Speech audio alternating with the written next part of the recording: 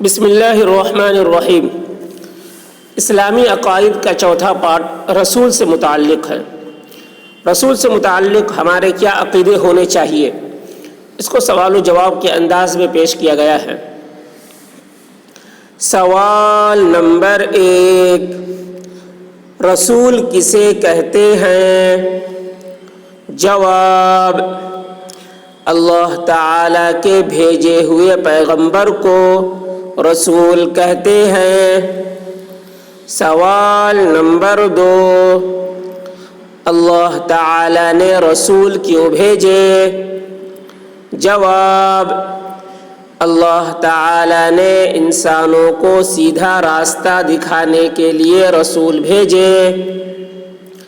سوال نمبر 3، رسول کون ہوتے ہیں؟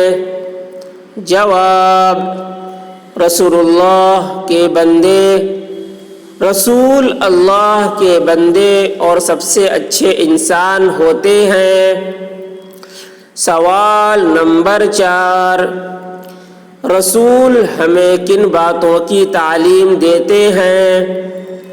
جواب، رسول ہمیں اچھی اچھی باتوں کی تعلیم دیتے ہیں۔ سوال نمبر 5، رسول کبھی جھوٹ بولتے ہیں؟ جواب، نہیں، رسول کبھی جھوٹ نہیں بولتے۔ سوال نمبر 6، کیا رسول کبھی گناہ کرتے ہیں؟ جواب، نہیں، رسول گناہوں سے پاک ہوتے ہیں۔ سوال نمبر 7، کیا رسول کبھی کسی پیغام کو چھپاتے ہیں؟ جواب، نہیں، وہ اللہ کا ہر پیغام بندوں تک پہنچاتے ہیں۔ سوال نمبر 8، رسول اور نبی کتنے ہیں؟ جواب، رسول اور نبی کی ٹھیک ٹھیک تعداد صرف اللہ تعالیٰ ہی جانتا ہے۔ سوال نمبر 9، ہمارے نبی کا نام کیا ہے؟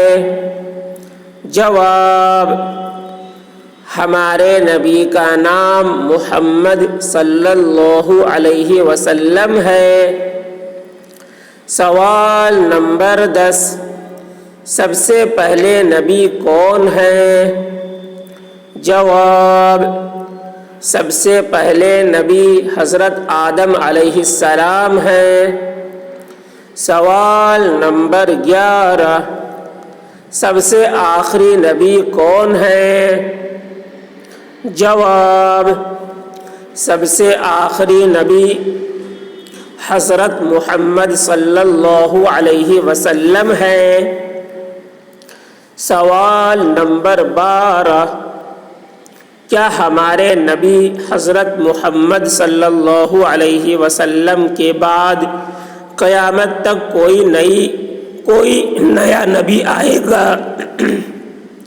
جواب، ہمارے نبی حضرت محمد صلی اللہ علیہ وسلم کے بعد قیامت تک کوئی نیا نبی نہیں آئے گا۔ سوال نمبر 13، ہمارے نبی صلی اللہ علیہ وسلم کے بعد جو شخص اپنے نبی ہونے کا دعویٰ کرے وہ کیسا ہے؟ جواب، ہمارے نبی صلی اللہ علیہ وسلم کے بعد جو شخص اپنے نبی ہونے کا دعویٰ کرے وہ سب سے بڑا جھوٹا ہے۔ سوال نمبر 14، تمام نبیوں میں سے سب سے افضل کون ہے؟ جواب، تمام نبیوں میں سب سے افضل ہمارے نبی حضرت محمد صلی اللہ علیہ وسلم ہیں۔ سوال نمبر 15،